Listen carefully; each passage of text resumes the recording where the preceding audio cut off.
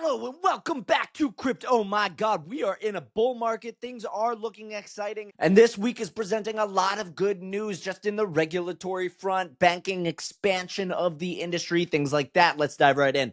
Bang! Right off the bat, I am excited for the off-the-grid announcement that it is hitting the Steam store. I talked about OTG back in the day. I played a little bit, tried to figure out how to stream from my PlayStation onto this platform, but you know what? It is a really cool game. They've done a lot of expansive releases, and now hitting Steam, what's really important here is that the Steam store has been a walled garden that has not permitted any sort of token-based game to enter. It's the same way that the Apple Store kept anyone with their own revenue-generating assets out of their distribution channel. And why is this so big? Because Steam powers the vast majority of the gaming ecosystem. People connect to it, and they buy so many of these video games through the Steam platform. And it is a great platform. But we've just generally seen them block out anything crypto-oriented. Now, what's going on with Off the Grid is that they are a battle royale, a lot like Fortnite, the biggest game on the planet right now. Now, Fortnite offers you V-Bucks that you can buy with real dollars, but once those dollars go in, they stay as V-Bucks, never to return again. What's interesting about Off the Grid is that you can earn the gun token that is powering their native L1 on the Avalanche network. They're expanding that to Solana so that you can trade and acquire the asset on other networks, and they will go omni-chain, and they're also omni-platform. So this Steam announcement also bridges the console gap and the PC gap. Now, the thing is, you can earn gun while you play. You can also earn assets that you can sell for gun, like skins, like weapons, things of that nature. But at the end of the day, you can withdraw that gun from the game, sell it on the market for whatever it's worth, and actually earn real dollars. This is a break in the walls of those walled gardens on the video game front. Obviously, we're doing plenty of that on the financial front, on the social media front, but you know, this is a take on all fronts attack. Again, crypto is the value layer of the internet in the age of AI. It is the truth layer. It is the way that we maintain ownership. And it is just very cool to see Off the Grid by Gunzilla breaking through into the major video game realms. It's something I'll play. I recommend you download. It's free to play.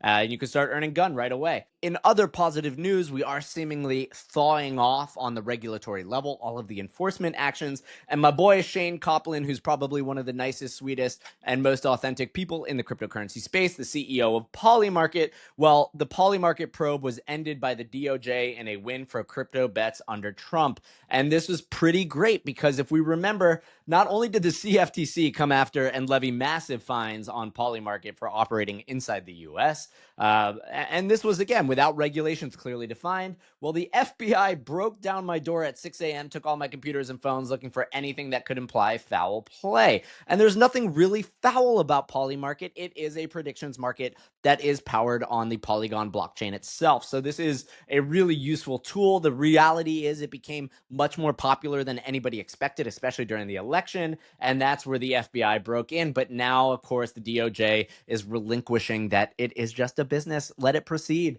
I mean, the assaults on blockchain from the previous admin, they're just so nuts. Even recently, Ethereum developers have started to open up that they were targeted by the FBI purely for researching distributed systems mechanics and mechanisms on the Ethereum blockchain. I mean, they did everything possible within their power in the last administration. Again, really was Elizabeth Warren's anti-crypto army, and it came to bite them because crypto is the future. The user base is growing. The youngest millionaires all hold it. And I mean, it just doesn't make sense to fight what is a very necessary technology. What are we going to get? An AI world where all of that information just goes to centralized entities? Like, get out of here. Now it just continues. I mean, the good news is raining, and this is going to be 3.5 more years of just let's build, because this is the time and we got to capture it.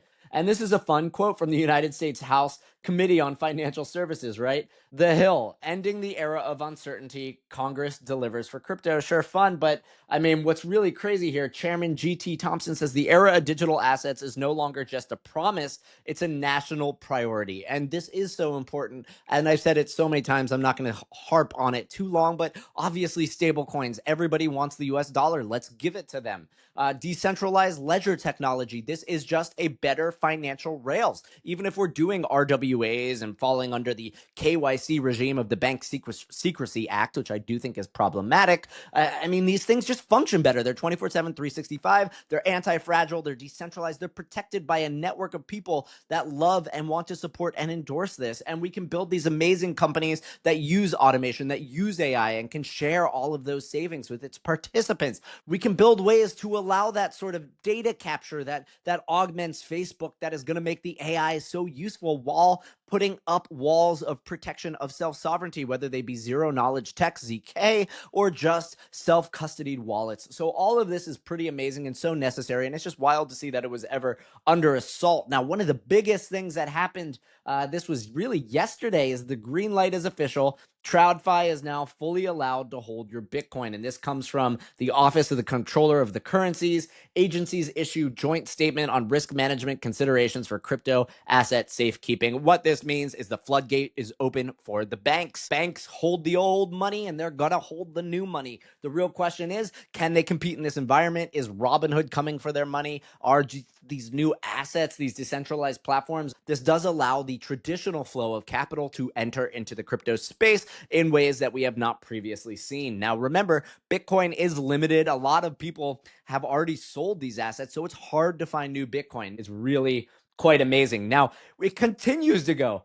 Fed Governor Chris Waller making a strong case for stablecoins and competitions. I mean, if you guys want to watch this clip, it is absolutely wild. He goes in here and he says, hey, look, I'm a free market maxi. These stablecoins are competitions for the banks. Competition is what brings the best product at the best price to the consumer, to the retail person. And he's basically saying, fuck the banks. I'm not here to defend them. Let's bring it out. Let's let them compete. If they can issue stable coins that are better than Circle, better than Tether, like, let's do it. So it's just absolutely crazy to not only see these statements being made, but I mean, by a gray hair and, you know, an old suit, like this is as boomery fart man as it gets. And he is coming out so strong, saying this technology is innovative. It is absolutely providing an edge. It's cheaper, it's faster, it settles globally. Like, it is the value over internet. And this is happening just across the board. And of course, just to kick it off, I mean, we talk about buyers and sellers in the Bitcoin market, but there is this dormant whale who sold 2.34 billion Bitcoin through Galaxy Digital after 14 years,